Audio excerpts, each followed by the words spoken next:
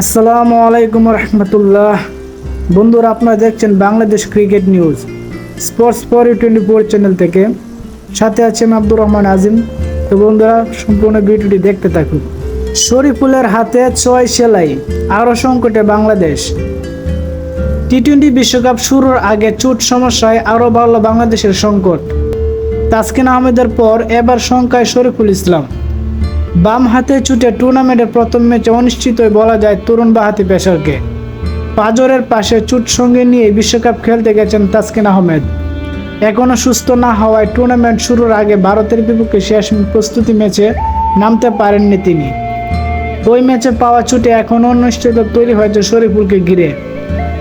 New ইয়র্কের Nassau county আন্তর্জাতিক cricket স্টেডিয়ামে শনিবার ভারতের ইনিংসের শেষ ওভারে বাম হাতে চোট পান শরীফুল। হার্দিক পান্ডিয়ার জোরাল শট থামাতে হাত এগিয়ে দেন তিনি, তাতেই সর্বনাশ। ব্যথায় কাতরাতে কাতরাতে মাঠ ছেড়ে যেতে হয় শরীফুলকে। হাত থেকে রক্ত ঝরতেও দেখা যায়। ম্যাচ শেষে অধিনায়ক নাজমুল হোসেন শান্ত জানান, হাসপাতালে নেওয়া হয়েছে শরীফুলকে। তাৎক্ষণিকভাবে আরও কিছু বলতে পারেননি তিনি। বিসিবির দেওয়া ভিত্তিতেও রোববার সকালে শরীফুলের চোটের সবশেষ অবস্থা জানালেন দলের সঙ্গে থাকা চিকিৎসক দেবাশিস চৌধুরী। মাঠে তাৎক্ষণিক পরিচর্যার পর তাকে নিকটস্থ নাসাউ বিশ্ববিদ্যালয় মেডিকেল সেন্টারে নিয়ে যাওয়া হয়। হাতের সার্জনের তত্ত্বাবধানে তার হাতে একটি চোটের সার্জারি করা হয়।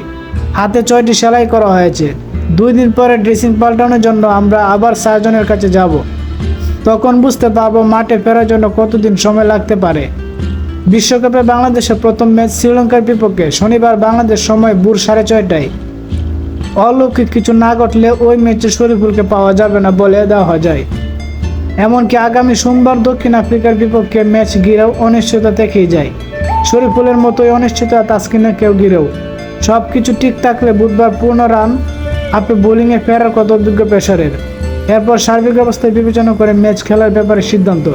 তাই বিশ্বকাপ শুরুর আগে দলের 2 মূল পেসারকে নিয়ে চিন্তায় থাকতে হচ্ছে বাংলাদেশকে। ভ্রমণসঙ্গী রিজার্ভ হিসেবে অবশ্য আরেক পেসার হাসান মাহমুদকেও দলের সঙ্গে নেওয়া হয়েছে। প্রয়োজনে মূল স্কোয়াডে ঢুকে যেতে পারেন তিনি। তো বন্ধুরা, এই ছিল আজকের বাংলাদেশ ক্রিকেটের নিউজ।